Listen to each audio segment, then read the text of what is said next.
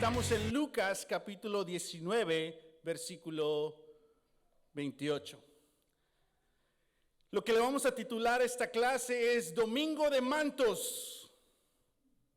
Pero yo pensé que era Domingo de Ramos. Sí, también puede ser Domingo de Ramos, pero hoy le vamos a poner Domingo de Mantos.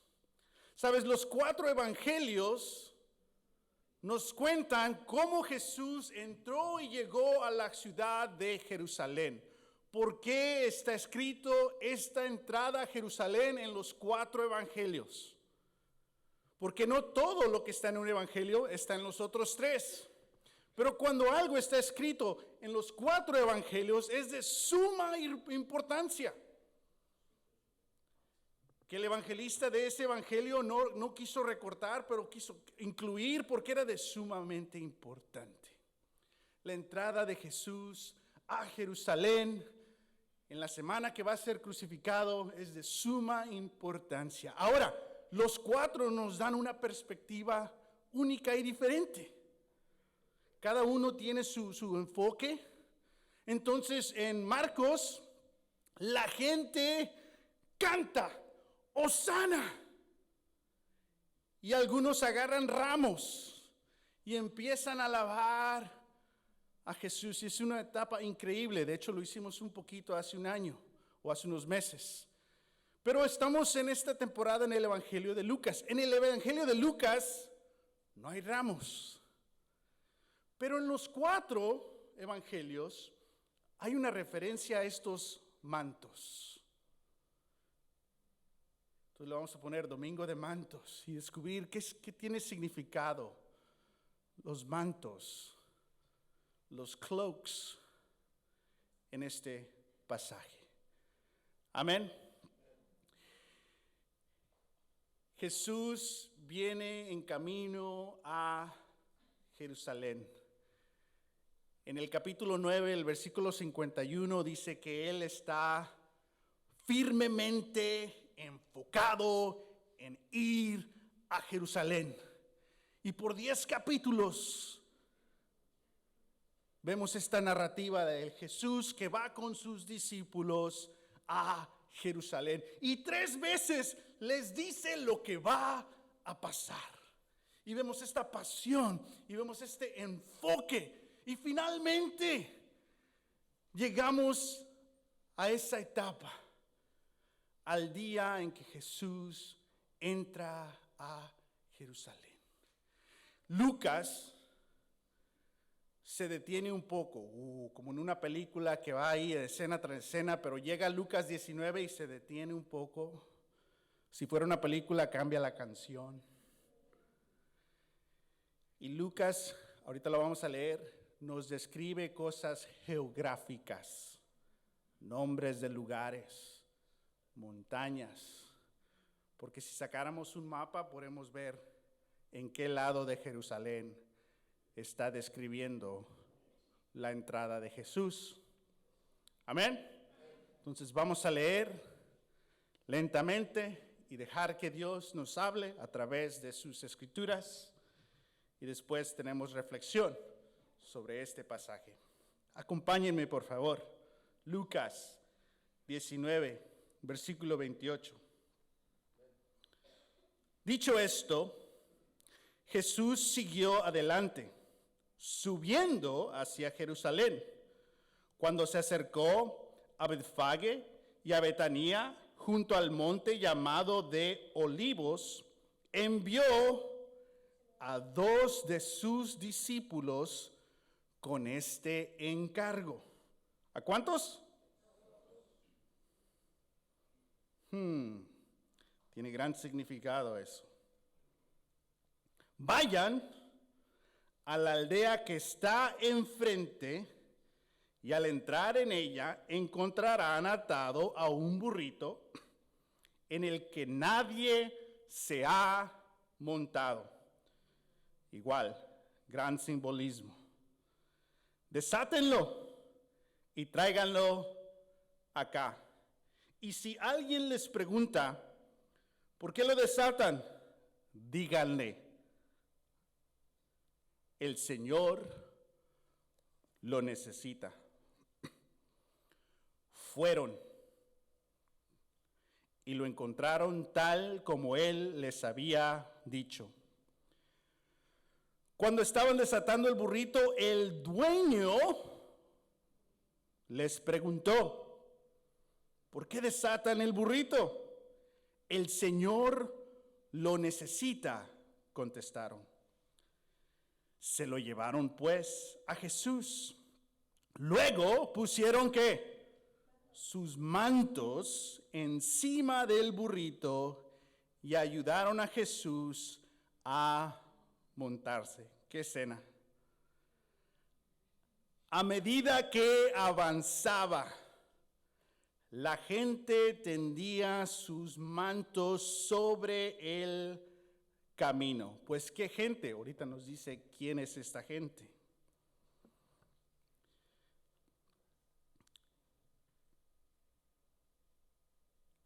Al acercarse él a la bajada del monte de Olivos, todos los discípulos se entusiasmaron. Otra versión dice, toda la multitud de discípulos. Si lees la versión en inglés, the multitude of disciples.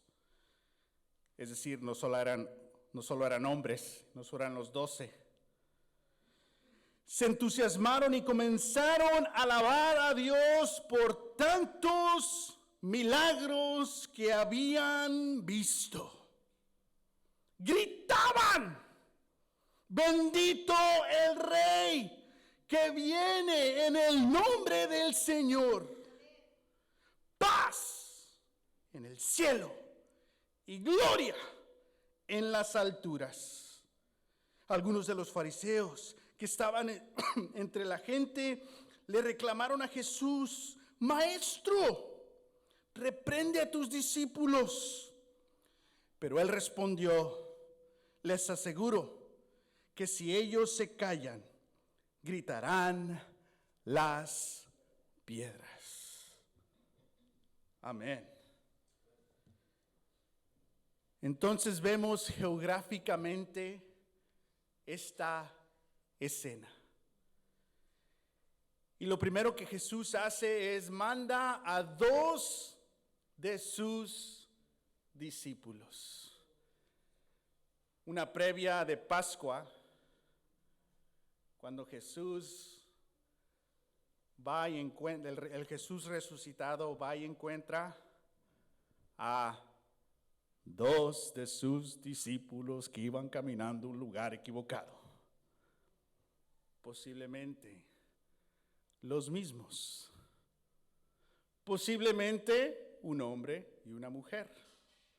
Porque en Lucas constantemente nos presenta a un hombre y después a una mujer, o presenta a una mujer y después a un hombre. Y en Hechos, que es Lucas y Hechos, sigue ese tema de hombres y mujeres y en veces son parejas. Es una posibilidad que esta es una pareja que los manda. Y quizás son los mismos que se encuentran con el Jesús resucitado.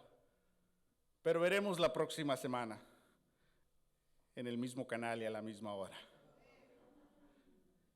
Entonces Jesús le manda a sus discípulos. Algo diferente aquí a los otros 3 evangelios es de que el enfoque en Lucas es la participación de los discípulos. Los discípulos son personas que se han comprometido a seguir a Jesús. Esta es la palabra más frecuente usada para describir a alguien que sigue a Jesús. Muchos hemos hecho ese estudio donde hicimos la pregunta, ¿no? ¿Cuántas veces está escrito cristiano en la Biblia? Y recuerdo cuando hice ese estudio por primera vez, estaban estudiando conmigo y me hicieron esa pregunta y yo dije, pues me imagino que muchísimas veces. ¡Sorpresa!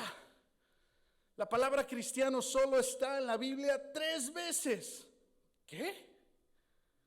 Déjalo googleo.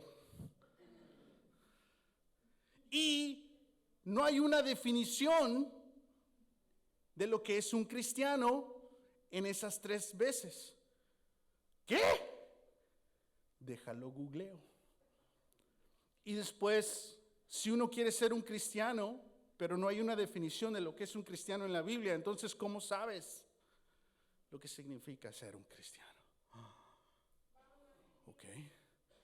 Ok. Ya me siento interesado. A ver, ¿qué más trick questions tienes? Pero si entendemos lo que es un discípulo, de acuerdo a Jesús, que significa ser su seguidor, podemos con confianza ver si en verdad somos discípulos o todavía no. Amén. Entonces hoy hay un enfoque aquí en Lucas de demostrarnos la fidelidad de los discípulos. Por eso dice que cuando ellos empiezan a alabar, lo hacen porque están recordando todo lo que han visto. No alaban la primera vez, alaban ya 3 años después de que han visto a Jesús y todos estos milagros. Pero el enfoque es los discípulos. Y los discípulos van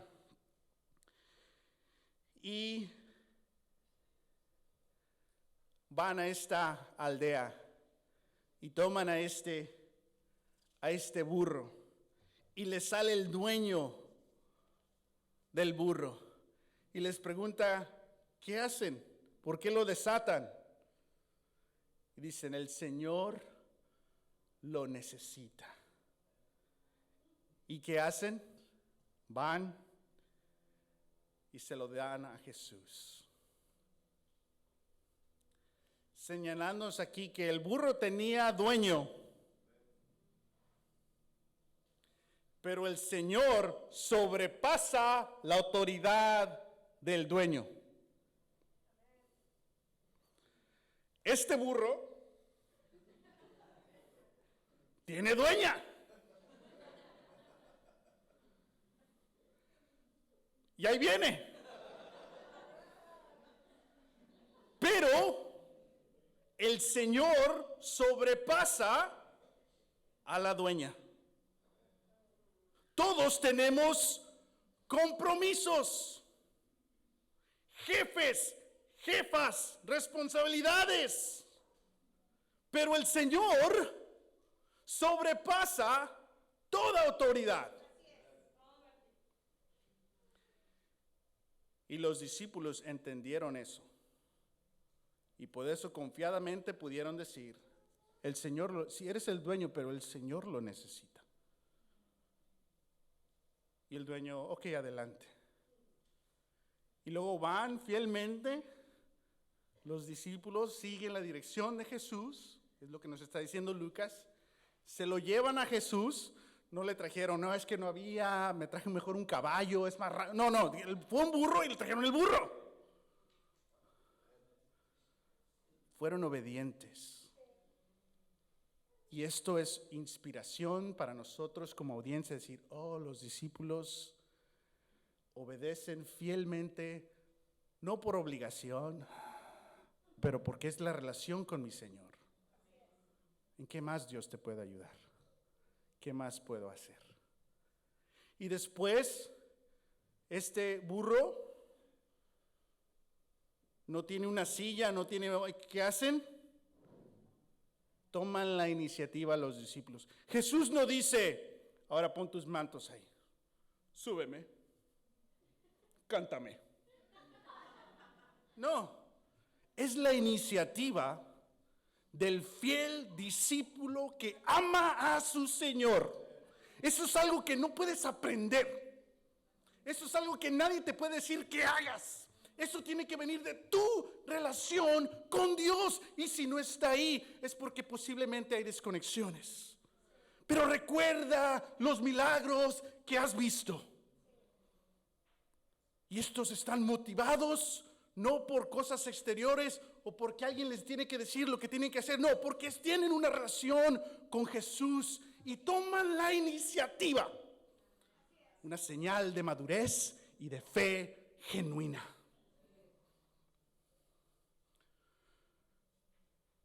Recuerdo la etapa donde tenía yo un celo por quiero crecer. Y uno de los retos personales era, si alguien me dice que haga algo que es lo correcto, es un reto para mí porque yo debería haber visto eso. Quizás un poquito extremo, ¿no? Pero ese era el enfoque. No quiero depender en otros. Quiero responder fielmente a Dios. Entonces toman la iniciativa, ponen los mantos, los suben. Y ahí va Jesús en su burro. La mayoría de los hombres aquí quizás, ¿recuerdas tu niñez? Cuando agarrabas una escoba, le ponías un lazo, y si eras más acá, le ponías ahí el pelo del caballo con el trapeador. Y te subías y caminabas. Ahí andabas por toda la calle. Y luego con una mano. Y luego salía la pistola o el apache. Entonces todos tenemos esa imagen, ¿no? Y luego le decías. Y todos tus amigos hacían lo mismo. A nadie le daba pena. ¿Qué estás haciendo? Nadie sacaba el teléfono a grabarse, todavía no había eso. Pero ahí jugabas de una manera inocente. Y creo que aquí es lo que vemos, esta inocencia de los discípulos. No porque son inocentes, pero porque hay una inocencia en, este es Dios. Y suben a Jesús y después la multitud de los discípulos, ahí dice gente, pero es la multitud de los discípulos, ponen mantos sobre el camino. Entonces hay algo simbólico aquí. Uno, el burro, nunca nadie lo había montado. Esa es una señal a profecías de que venía el Mesías.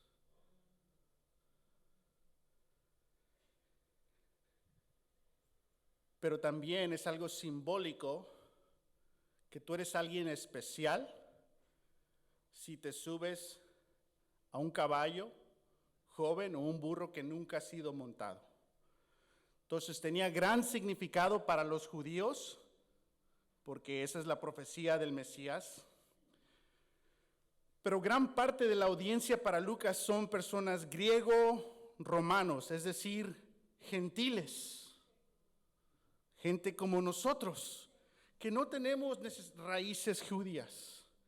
Entonces Lucas, la audiencia es personas griego, romana, gentiles, o lo que iba a decir, la raza. Entonces no incluye ramos, no incluye hosana, porque son temas judíos. El enfoque es la audiencia griego-romana. Y en la cultura griego-romana también era un ritual. Si tú montas una cabalgura por primera vez, tiene gran significado. Entonces vemos tonos judíos y tonos griego-romanos. Igual los mantos. Para los judíos los mantos tenían gran parte de su religión. Ahí tenía partes en cómo oraban y todo eso. Escrituras escritas, y básicamente se están quitando un manto que utilizan para su relación con Dios y oración y rendirlo ante Jesús, diciendo, tú eres. Y para los griegos romanos igual llegaba un emperador, un rey o un dios. Para ellos le ponían mantos para recibir a esa persona. Entonces Lucas nos está diciendo aquí, llega a la ciudad santa de Jerusalén Jesús.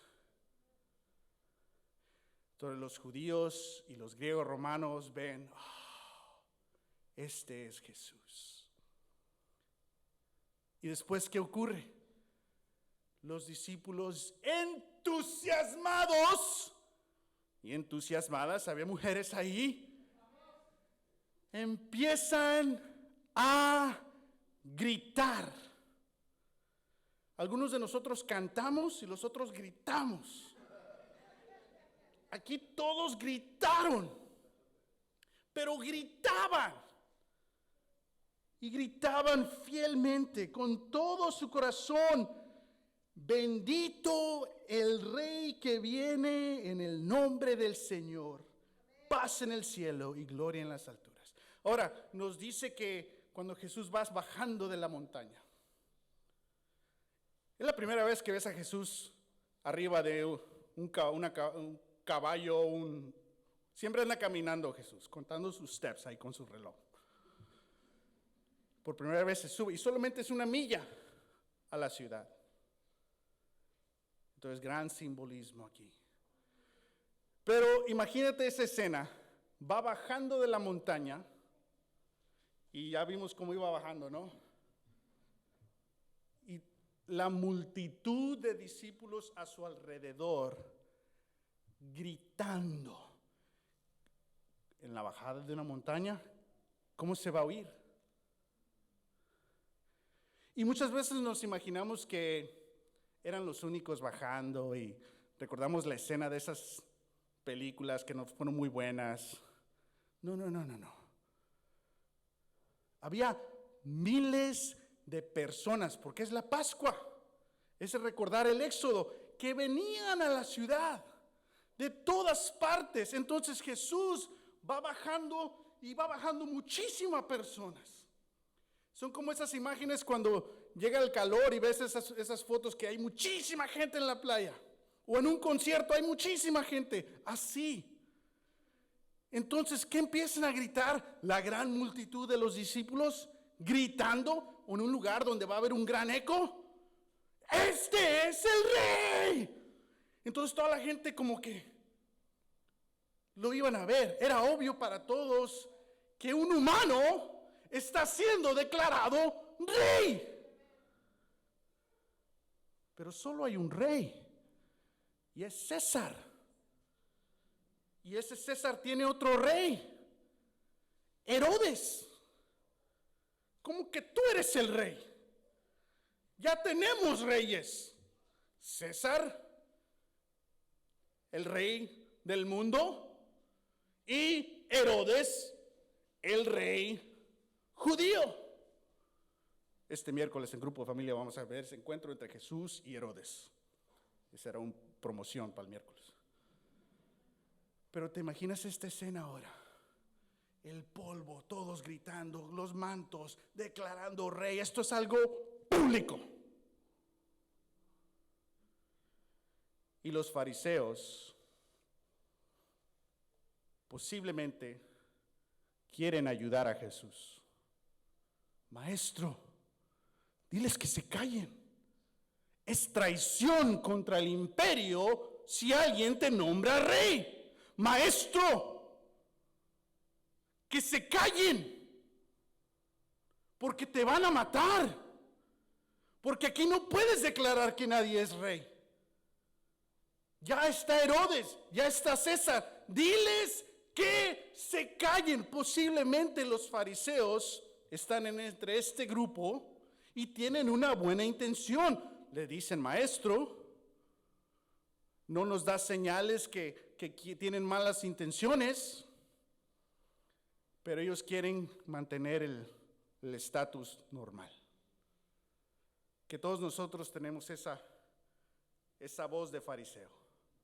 No te comprometas tanto, no te entregues tanto, ya has hecho lo suficiente, ya fuiste humilde en el pasado, no tienes que ser humilde ahora. Ya has sacrificado en el pasado, no tienes que sacrificar ahora. Cállate, no ores esas cosas, ya oraste eso en el pasado. Tranquilo, mide tu compromiso, ya eres más sabio, ya eres más sabio. Todos tenemos esa voz de fariseo.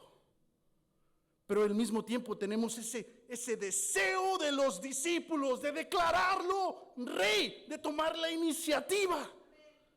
Pero entre nosotros está el fariseo y el discípulo luchando. ¿Quién va a ganar? ¿Quién va ganando? Que gane el rey. Pero para eso tienes que poner tu manto, someterte al rey, tomar la iniciativa, públicamente declarar: quiero crecer espiritualmente,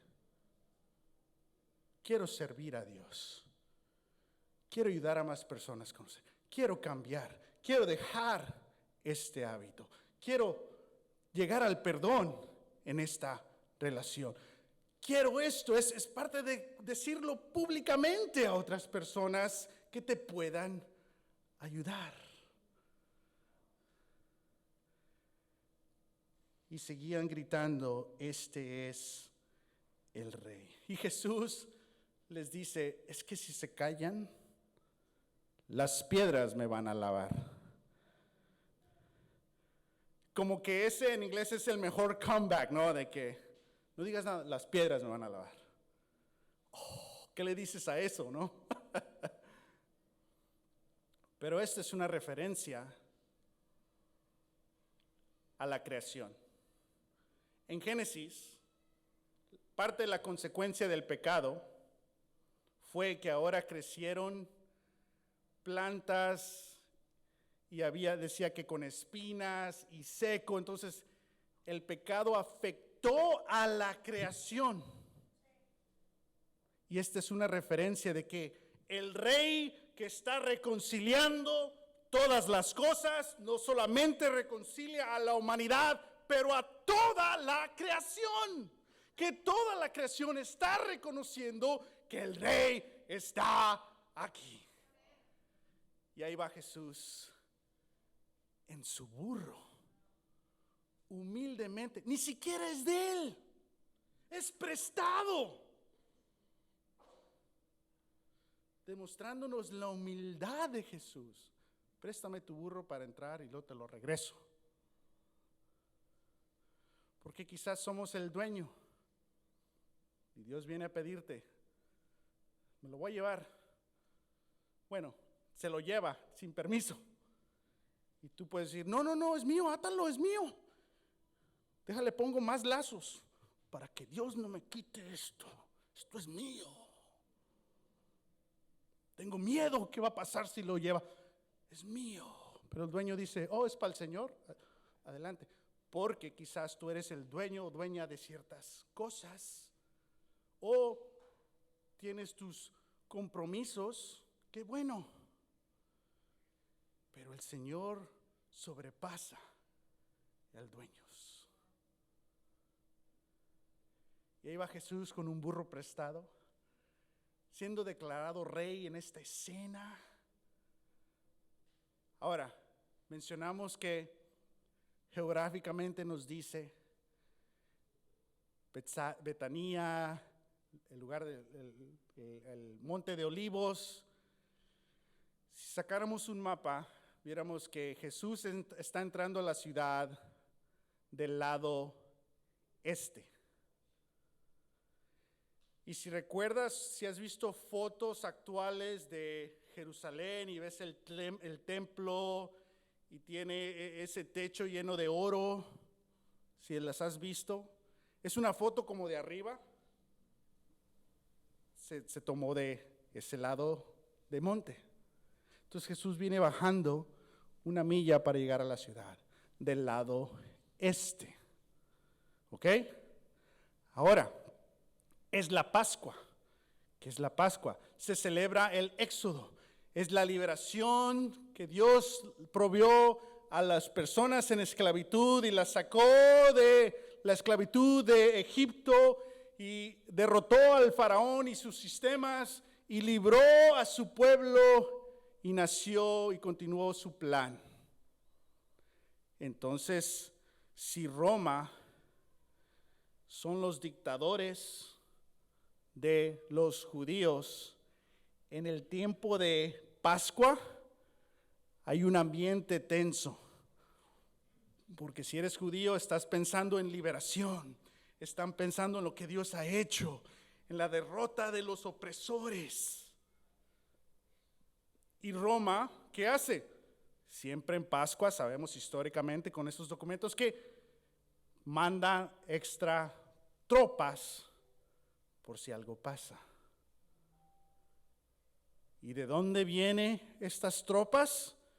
Porque Pilato no vivía en la ciudad, Pilato vivía en Cesarea de Filipo y ahí tenías todo eso. Ellos vienen del oeste. Entonces del oeste vienen estas tropas, legiones, cientos de soldados dedicados toda su vida a la guerra, con sus uniformes, sus escudos, sus banderas, sus espadas y sus caballos de guerra, declarando: vienen en el nombre de el rey César. Ahí vienen, así suenan las tropas.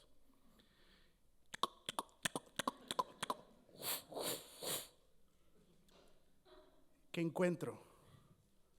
Las tropas de guerra con caballos de guerra en el nombre del imperio y del rey César. Y el rey en un burro con mantos y cantos y un burro prestado. Y ahí viene, ¿quién es el rey? Los poderosos y violentos y expertos en la extorsión y el sistema de extracción, o el rey que viene declarando paz. Y en esta semana se encuentran en la ciudad. Y como audiencia vemos lunes, martes, miércoles, jueves, ¿qué pasa en esta interacción? Y el viernes se llega a una conclusión. Y el sábado, ¿qué sienten estos discípulos que cantaban? Su rey está muerto. Y el sábado es un día triste, de confusión. Y muchos de nosotros hemos vivido en sábados tristeza, confusión, desilusión, desánimo, pero no nos rendimos porque ahí viene el domingo. Ahí viene el domingo. Va a llegar un día el domingo, aunque sentimos los dolores y las consecuencias del sábado. Y el domingo, sorpresa. Y hablaremos de eso. Pero regresamos a esta escena. El rey en el burro, las tropas en caballos de guerra. ¿Quién es el rey? ¿Quién es tu rey? ¿Quién es el rey de tu vida? ¿Quién deseas que sea el rey de tu vida? Si estás aquí es obvio. Jesús, quieres que Dios sea el rey de tu vida. No escuches al fariseo. No seas el dueño que ata las cosas. Sé el discípulo lleno de entusiasmo que toma la iniciativa y declara públicamente quién es el rey. Y entra a la ciudad con Jesús. Esta es la escena de la entrada a Jerusalén. Espero que tengas esta imagen y te encuentres en esta narrativa, pero también puedas ubicar a Jesús, el que viene como el rey. Cerramos con esto. En Lucas, si se recuerdan en nuestro tiempo de Adviento, cuando nace Jesús, se aparecen los ángeles a los pastores. y un ángel se le aparece a María. Desde Lucas 1, Jesús ya fue declarado rey. No va a entrar para ser rey, ya es rey. Entra como rey para tomar su trono, pero su método es amor, no violencia. Gracia y misericordia, no juicio. Él ya es rey. Lo que está en cuestión es si vamos a seguir a este rey o no. Y los ángeles dicen: ¡paz en la tierra! ¿Y qué dicen los discípulos? ¡paz en el cielo! Del principio, los ángeles dicen: paz en la tierra. Y al final, los discípulos dicen: paz en el cielo.